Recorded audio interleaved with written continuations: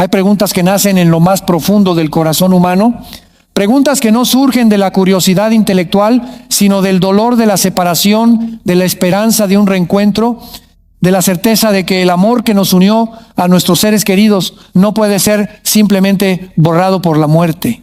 Pero debemos tener cuidado, porque en medio de esta búsqueda legítima de consuelo, muchos han caído en especulaciones humanas, en doctrinas sentimentales que acomodan la palabra de Dios a nuestros deseos, en lugar de someter nuestros deseos a la autoridad de las Escrituras. Esta noche no vengo a ofrecerles filosofía barata, ni palabras acomodaticias que calmen temporalmente el dolor sin confrontar la realidad eterna. Vengo a abrir la palabra de Dios para mostrarles lo que Él mismo ha revelado sobre la vida venidera, sobre la naturaleza de nuestros cuerpos glorificados, sobre la continuidad de nuestra identidad en la eternidad. Y déjenme advertirles desde ahora, la pregunta correcta no es solamente si reconoceremos a nuestros familiares en el cielo, sino si nosotros mismos estaremos allí para ese encuentro. La palabra de Dios es clara y suficiente para responder las interrogantes que atormentan al corazón humano frente a la muerte y la eternidad. Pero esa claridad solo puede ser percibida por aquellos que se acercan a las Escrituras con humildad, con temor reverente, con la disposición de aceptar lo que Dios ha revelado, aunque contradiga nuestras esperanzas humanas o nuestras especulaciones teológicas. Desde el principio, la Biblia establece que el ser humano fue creado como un ser personal, con identidad única, con características que lo distinguen de todos los demás.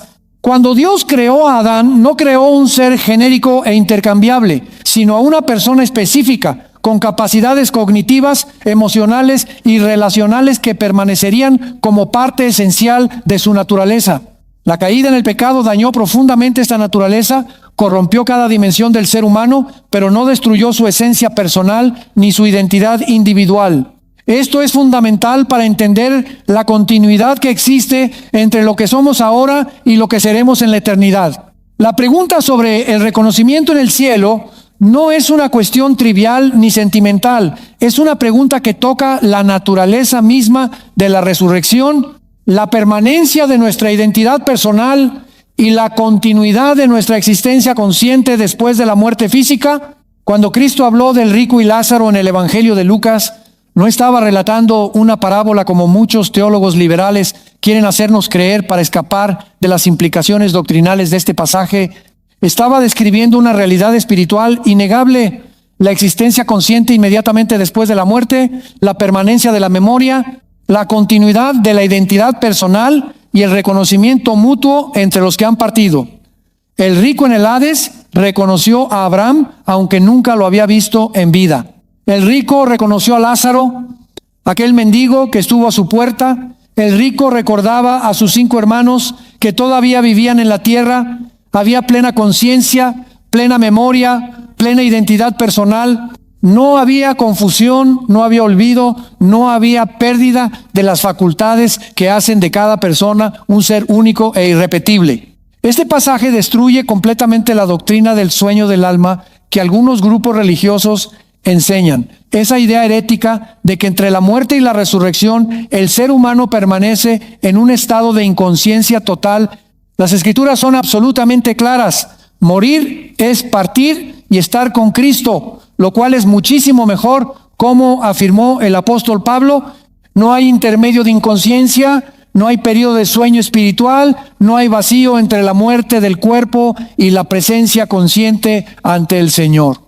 Pero vayamos más profundo todavía, porque la evidencia bíblica del reconocimiento mutuo en la eternidad no se limita a este pasaje. En el monte de la Transfiguración, Pedro, Jacobo y Juan reconocieron a Moisés y a Elías, aunque nunca los habían visto antes, aunque habían vivido siglos antes, aunque sus cuerpos glorificados eran diferentes de cualquier cosa que hubieran conocido en la tierra. Hubo reconocimiento inmediato, hubo identificación clara, hubo comunicación consciente entre seres que pertenecían a diferentes épocas de la historia de la redención. Y aquí está el punto crucial que muchos pasan por alto. Si los discípulos pudieron reconocer a Moisés y a Elías sin haberlos conocido en vida, ¿cuánto más reconoceremos a nuestros padres, a nuestros hijos, a nuestros cónyuges, aquellos con quienes compartimos años de vida, de experiencias, de lágrimas y alegrías, el argumento es de menor a mayor. Si hay reconocimiento de personas que nunca conocimos en vida, con mucha mayor razón habrá reconocimiento de aquellos que fueron parte integral de nuestra existencia terrenal. El apóstol Pablo, escribiendo a los tesalonicenses acerca de la segunda venida de Cristo y la resurrección de los muertos, hace una declaración que muchos leen superficialmente sin captar su profunda implicación. Les dice que no quiere que ignoren lo que sucede con los que duermen, para que no se entristezcan como los que no tienen esperanza. Y luego describe el arrebatamiento de la iglesia, el descenso del Señor del cielo, la resurrección de los muertos en Cristo, el encuentro de todos los creyentes con el Señor en el aire. Pero la conclusión de Pablo es reveladora. Por tanto, alentaos los unos a los otros con estas palabras. Piensen en esto por un momento. Si la resurrección implicara la pérdida de nuestra identidad, si en el cielo fuéramos seres genéricos sin memoria de nuestras relaciones terrenales, si no hubiera reconocimiento mutuo entre los redimidos, esta exhortación de Pablo carecería completamente de sentido.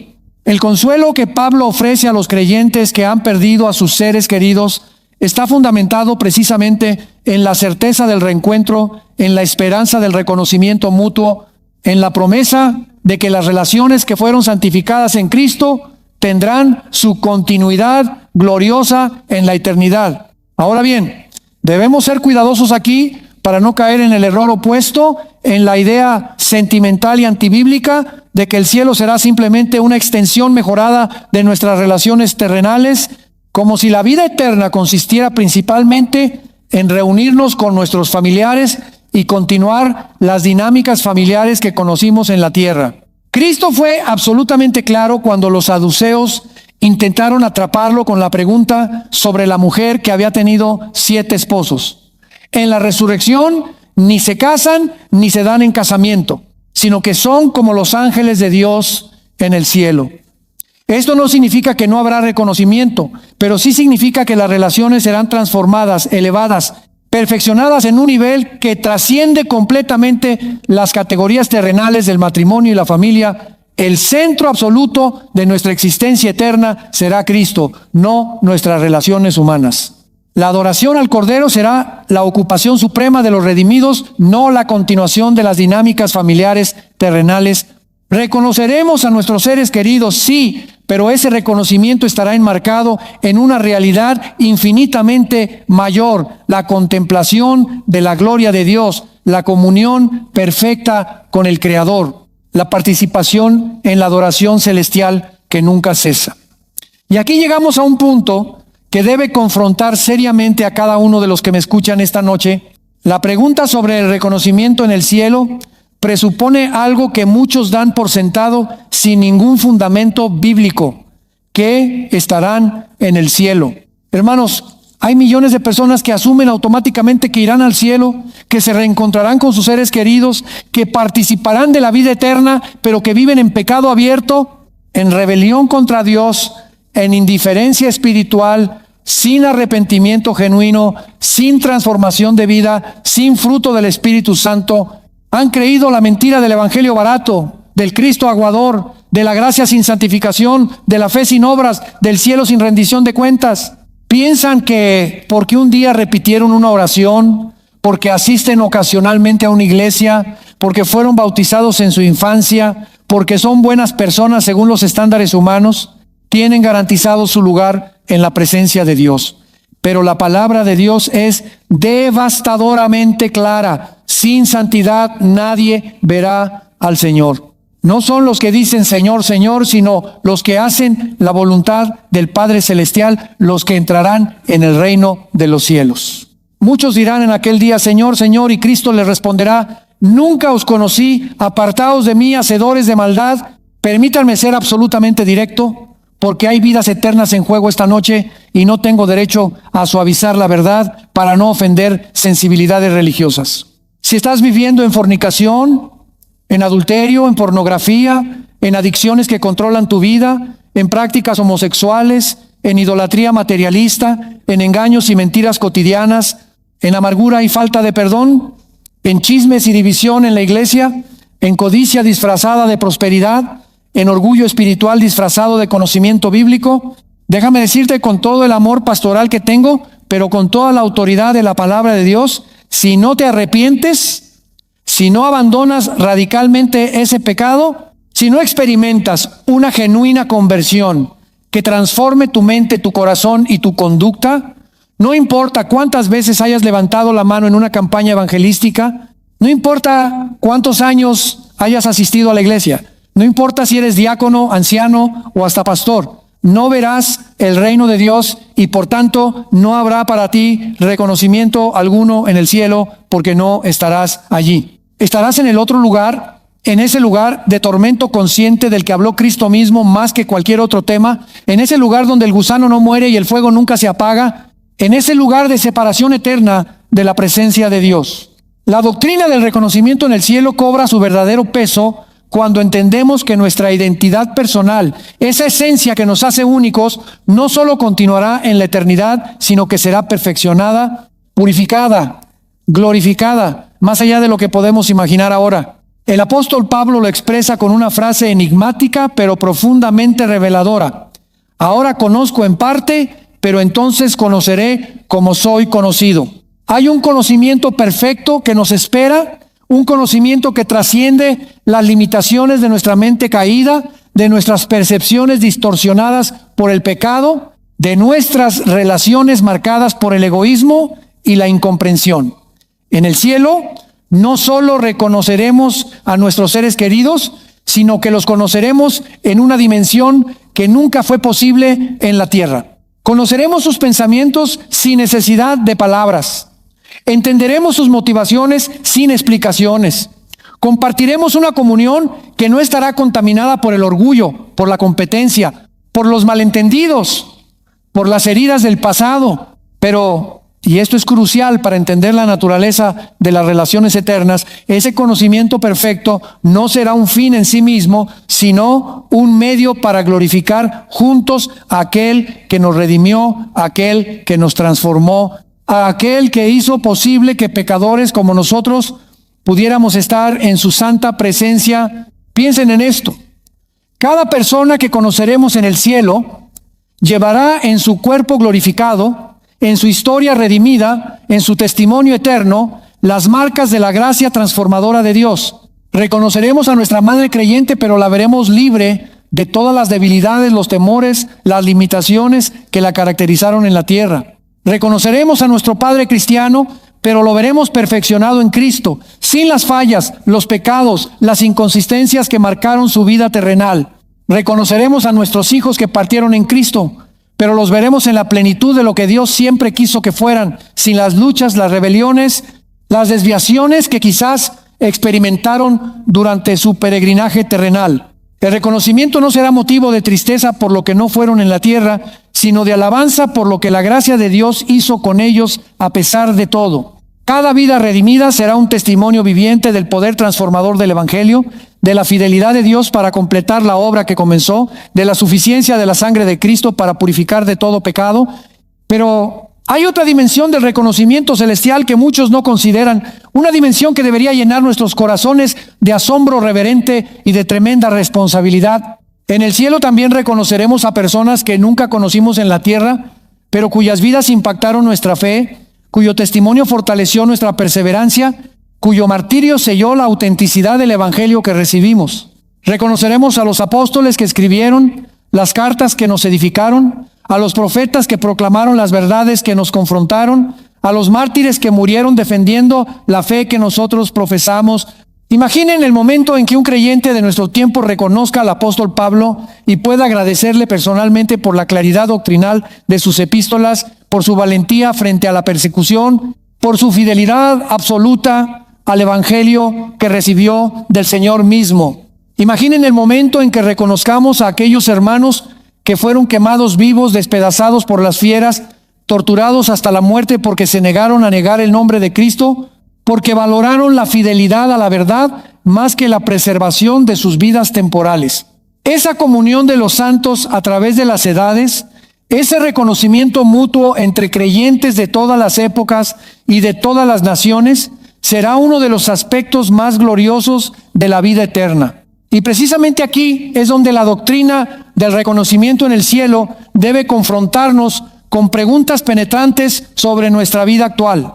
Cuando nos encontremos con nuestros seres queridos que partieron en la fe, cuando los reconozcamos en gloria, ¿qué tendremos que decirles sobre lo que hicimos con el tiempo que nos quedó después de su partida? Podremos mirarlos a los ojos y decirles que permanecimos fieles, que mantuvimos el testimonio, que continuamos en santidad, que no desperdiciamos las oportunidades que Dios nos dio. ¿O tendremos que confesarles con vergüenza que nos desviamos, que nos enfriamos espiritualmente, que nos conformamos al mundo, que desperdiciamos años en actividades vanas mientras las almas se perdían a nuestro alrededor? Hermanos, el reconocimiento en el cielo no será solo un momento de alegría por el reencuentro, será también un momento de evaluación seria sobre cómo usamos la gracia que se nos dio, sobre cómo administramos los talentos que se nos confiaron, sobre cómo invertimos el tiempo que el Señor nos concedió en esta tierra. La esperanza del reconocimiento en el cielo debe ser un poderoso motivador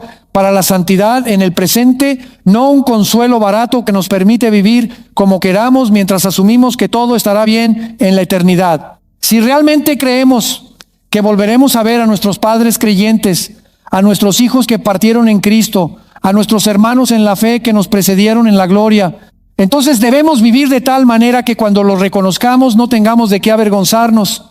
Pablo escribió a los filipenses que ellos eran su gozo y su corona, que quería presentarlos irreprensibles en el día de Cristo.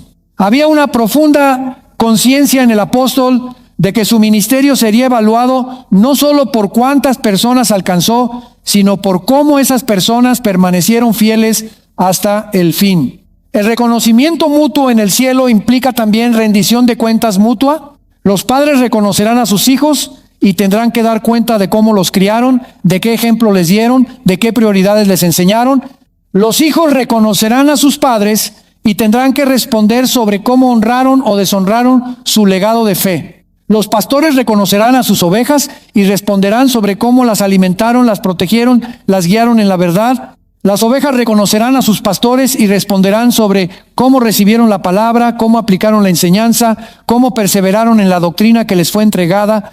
Y ahora permítanme abordar una pregunta que atormenta el corazón de muchos creyentes sinceros. ¿Qué sucede con aquellos seres queridos que no murieron en la fe, que rechazaron el evangelio, que permanecieron en incredulidad hasta su último aliento? ¿Habrá reconocimiento entre los que están en el cielo y los que están en el infierno? La respuesta bíblica es incómoda, pero inevitable. Sí, habrá reconocimiento. El rico en el Hades reconoció a Abraham y a Lázaro. Había plena conciencia de la separación eterna, del abismo infranqueable, de la realidad irreversible de sus decisiones. Pero aquí está la verdad que muchos no quieren enfrentar en el cielo. No habrá lágrimas por los que se perdieron, no habrá tristeza por los que rechazaron la gracia de Dios, no habrá cuestionamiento de la justicia divina en su condenación eterna de la sina. El libro de Apocalipsis nos dice que Dios enjugará toda lágrima de nuestros ojos, que no habrá más llanto, ni clamor, ni dolor. Esto significa que nuestra perspectiva será completamente transformada, que veremos la justicia de Dios con absoluta claridad, que entenderemos que cada persona en el infierno está allí por su propia elección de rechazar la salvación que Cristo ofreció gratuitamente. Esta verdad debería producir en nosotros no resignación, sino urgencia evangelística. Si realmente creemos que hay un cielo donde habrá reconocimiento gozoso y un infierno donde habrá reconocimiento tormentoso, si realmente creemos que nuestros familiares, amigos, vecinos, compañeros de trabajo están marchando hacia la eternidad sin Cristo, ¿cómo podemos vivir en silencio? ¿Cómo podemos permanecer indiferentes? ¿Cómo podemos dedicar nuestras vidas a acumular cosas temporales mientras las almas se pierden a nuestro alrededor? La doctrina del reconocimiento en la eternidad convierte cada relación humana en una oportunidad sagrada, en una responsabilidad eterna, en un campo misionero que Dios ha puesto delante de nosotros. No evangelizamos para sentirnos bien con nosotros mismos. No evangelizamos para cumplir una cuota religiosa. Evangelizamos porque sabemos que habrá un día en que reconoceremos a esas personas en uno de dos lugares y ese día será demasiado tarde para cambiar su destino.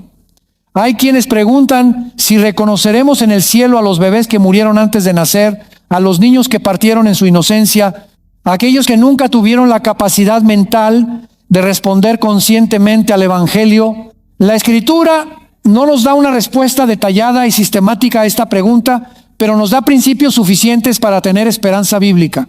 David, después de la muerte de su hijo recién nacido, declaró con confianza: yo voy a él, mas él no volverá a mí. Había una certeza en David de que volvería a ver a su hijo, de que habría un reencuentro más allá de la muerte.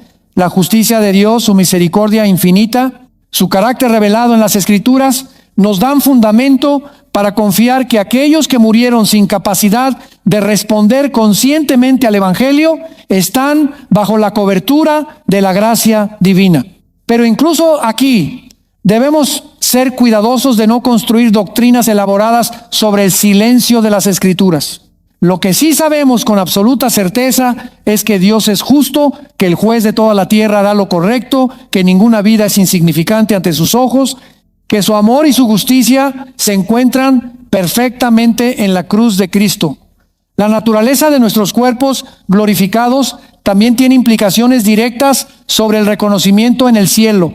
Cristo resucitó con un cuerpo glorificado que podía ser tocado, que podía comer, que tenía continuidad con su cuerpo terrenal, pero que también había sido transformado con capacidades que trascendían las limitaciones físicas normales. Podía aparecer en habitaciones cerradas, podía elevarse al cielo, podía moverse de un lugar a otro de maneras que desafiaban las leyes naturales, pero, y esto es crucial, sus discípulos lo reconocieron. María lo reconoció en el jardín, los discípulos en el camino a Emaús finalmente lo reconocieron. Tomás lo reconoció cuando vio las marcas de los clavos. Había continuidad, había identidad reconocible, había características que permanecieron a pesar de la glorificación del cuerpo. Pablo nos dice que nuestros cuerpos serán transformados a la semejanza del cuerpo glorioso de Cristo. Esto significa que habrá continuidad suficiente para el reconocimiento, pero transformación completa de todas las debilidades, enfermedades, deformidades, limitaciones que marcaron nuestros cuerpos terrenales. Reconoceremos a nuestro abuelo que murió anciano y enfermo, pero lo veremos con un cuerpo glorificado, poderoso, incorruptible, eterno. Reconoceremos a nuestro hermano que perdió la vida en un accidente, pero lo veremos completo, perfecto, sin ninguna marca de la tragedia que terminó su vida terrenal. Y aquí está otro aspecto que debemos considerar con seriedad.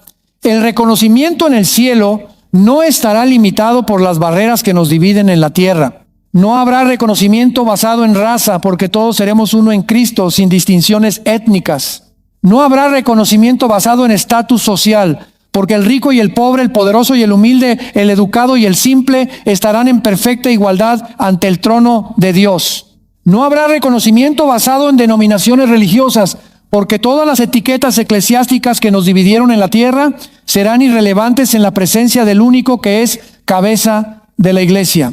Reconoceremos a hermanos bautistas, presbiterianos, pentecostales, carismáticos, independientes, y nos asombraremos de cómo permitimos que diferencias secundarias crearan muros de separación entre aquellos que compartíamos la misma fe fundamental en Cristo. El reconocimiento en el cielo revelará la verdadera iglesia de Cristo, esa iglesia universal compuesta por todos los que fueron lavados por su sangre, regenerados por su espíritu, sellados para el día de la redención. Pero volvamos al punto central que no podemos perder de vista. La condición indispensable para cualquier reconocimiento en el cielo es que estemos allí, y la única manera de estar allí es a través del arrepentimiento genuino del pecado y la fe salvadora en Jesucristo. No hay otro camino, no hay otra puerta, no hay otra alternativa. Cristo mismo declaró: yo soy el camino, la verdad y la vida, nadie viene al Padre sino por mí. Esta no es una declaración exclusivista de intolerancia religiosa, es la revelación misericordiosa de la única solución que Dios proveyó para el problema del pecado humano. Todos hemos pecado, todos estamos destituidos de la gloria de Dios, todos merecemos la condenación eterna, Pero Dios, en su infinito amor, envió a su Hijo para que muriera en nuestro lugar, para que llevara sobre sí el castigo que nosotros merecíamos, para que su justicia fuera satisfecha y su misericordia pudiera alcanzarnos sin violar sus atributos santos. El Evangelio no es una mejora moral, no es un programa de superación personal, no es una filosofía de vida positiva. El Evangelio es el anuncio de que Cristo murió por nuestros pecados, fue sepultado y resucitó al tercer día conforme a las Escrituras. Y la respuesta correcta al Evangelio no es admiración intelectual, no es respeto religioso, no es inclusión del cristianismo entre muchas opciones válidas. La respuesta correcta al Evangelio es arrepentimiento radical del pecado y fe total en Cristo como el único Señor y Salvador suficiente para nuestra salvación. Este arrepentimiento no es simplemente sentir remordimiento por las consecuencias negativas de nuestras acciones. Es reconocer que hemos ofendido a un Dios santo, que hemos violado sus mandamientos, que merecemos su justa ira y que necesitamos desesperadamente su perdón y su transformación. Esta fe no es simplemente asentimiento mental a doctrinas correctas, es rendición total de nuestra vida al señorío de Cristo, es confianza absoluta en que su muerte y resurrección son suficientes para nuestra justificación delante de Dios. Es compromiso incondicional de seguirlo sin importar el costo. Y cuando hablamos del reconocimiento en el cielo, debemos entender que ese reconocimiento estará fundamentado no en nuestros méritos, no en nuestras obras, no en nuestra justicia propia, sino exclusivamente en la gracia de Dios manifestada en Cristo. Estaremos en el cielo no porque lo merecimos, sino porque Cristo lo mereció por nosotros. Reconoceremos a nuestros hermanos no porque todos hayamos vivido vidas perfectas, sino porque todos fuimos lavados por la misma sangre preciosa del Cordero. Compartiremos la misma gloria, no porque todos hayamos alcanzado el mismo nivel de santidad, sino porque todos recibimos la misma justicia imputada de Cristo. Esta es la gran paradoja del Evangelio. Los que menos merecían estar en la presencia de Dios son precisamente los que estarán allí, transformados completamente por su gracia, hechos nuevas criaturas, vestidos con las vestiduras blancas de la justificación que solo Cristo puede proveer. La certeza del reconocimiento en el cielo debe transformar radicalmente nuestra perspectiva sobre las despedidas temporales que experimentamos en esta vida. Cuando un creyente parte a la presencia del Señor, no decimos adiós, sino hasta luego. No lloramos como los que no tienen esperanza, sino con la confianza absoluta de que volveremos a verlo, de que lo reconoceremos, de que compartiremos juntos la eternidad en presencia del Señor. Esta esperanza no niega el dolor legítimo de la separación temporal, no minimiza el vacío que deja la ausencia física de nuestros seres queridos, pero sí coloca ese dolor en la perspectiva correcta. Es el dolor de la espera, no la desesperación de la pérdida definitiva. Es la tristeza de la ausencia temporal, no la angustia de la separación eterna. Es el anhelo del reencuentro prometido, no la resignación ante lo inevitable. Y esta esperanza debe hacer que vivamos de manera diferente, que tomemos decisiones diferentes, que prioricemos lo eterno sobre lo temporal, que invirtamos en las relaciones que trascenderán la muerte en lugar de desperdiciar nuestras vidas en la acumulación de cosas que dejaremos atrás. Pero debo advertirles contra un peligro sutil que acecha a muchos que profesan esta esperanza. La posibilidad de amar más la idea del cielo que al Dios del cielo, de desear más el reencuentro con nuestros seres queridos que la comunión con Cristo mismo, de hacer del cielo un fin en sí mismo en lugar de verlo como el lugar donde finalmente podremos adorar a Dios sin las distracciones y limitaciones de esta vida caída. El centro absoluto del cielo no son nuestras relaciones humanas, por preciosas que sean. El centro absoluto del cielo es el trono de Dios y del Cordero. La ocupación suprema de los redimidos no es conversar con nuestros familiares, aunque eso sucederá. La ocupación suprema de los redimidos es adorar al que está sentado en el trono y al Cordero. Alabarlo día y noche sin cesar, contemplar su gloria sin velos, conocerlo como somos conocidos, amarlo con capacidad infinita sin las limitaciones del corazón caído. Si la motivación principal para querer ir al cielo es reencontrarnos con nuestros seres queridos y no conocer a Dios en toda su gloria, entonces tenemos un problema serio con nuestras prioridades espirituales.